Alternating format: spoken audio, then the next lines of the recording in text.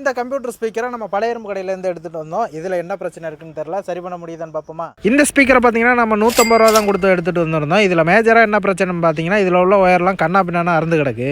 சரி ஓகே, இப்போ நம்ம இதை கலட்டி தான் உள்ள என்ன பிரச்சனை இருக்குன்னு பார்க்கணும். ஸோ அதனால் பார்த்தீங்கன்னா அதில் ஏகப்பட்ட ஸ்க்ரூவெல்லாம் இருக்குது, அதெல்லாம் லூஸ் பண்ணி ஃபஸ்ட்டு கழட்டி எடுத்துப்போம். இப்போ இதே மாதிரி இந்த ஸ்பீக்கரையும் அதில் உள்ள ஸ்க்ரூவெல்லாம் லூஸ் பண்ணி ஓப்பன் பண்ணிப்போம். இப்போ இதை ஓப்பன் பண்ணி பார்த்தோன்னே தாங்க தெரியுது இதில் உள்ள ஸ்பீக்கர்லாம் ஓட்ட விழுந்து போய் கிடக்கு.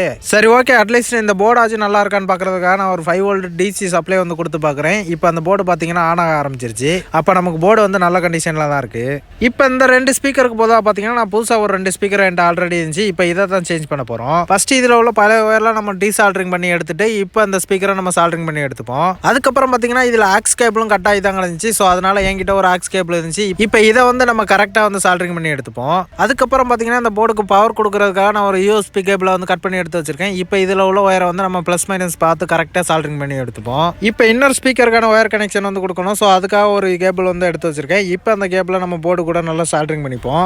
ஓகே, இப்போ நம்ம அந்த ஸ்பீக்கரில் உள்ள போர்டெல்லாம் பழையபடியே அசம்பிள் பண்ணிவிட்டு அதில் உள்ள ஸ்பீக்கர்லாம் பார்த்தீங்கன்னா நம்ம குளுக்கோனை யூஸ் பண்ணி நல்லா ஃபிக்ஸ் பண்ணிப்போம். ஓகே, அவ்வளோதான், நம்ம ஸ்பீக்கருக்கான எல்லா ஒர்க்கும் வந்து ஃபினிஷ் ஆயிடுச்சு. இப்போ இதுக்கு பவர் சப்ளை கொடுத்து ஆன் பண்ணி பார்ப்போம்.